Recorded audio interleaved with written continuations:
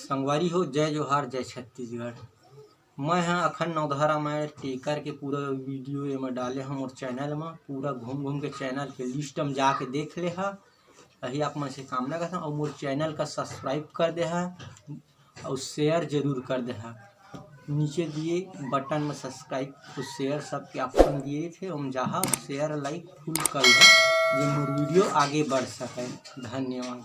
चलो आगे वीडियो मोर देखा। राधे राधे बोल, राधे राधे बोल, बरसाने में डोल की मुख से राधे राधे बोल। राधे राधे बोल, राधे राधे बोल, बरसाने में डोल की मुख से राधे राधे बोल।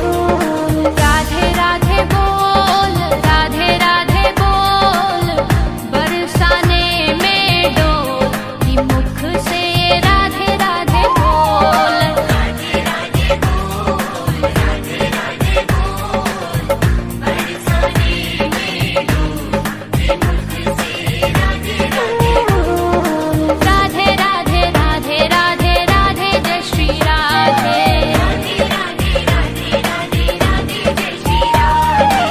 राधे राधे राधे राधे राधे जय श्री राधे।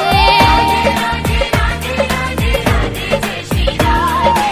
राधे राधे बोल, राधे राधे बोल, बरसाने में डोल की मुख से राधे राधे बोल। राधे राधे बोल, राधे राधे बोल, बरसाने में डोल की मुख से राधे राधे बोल।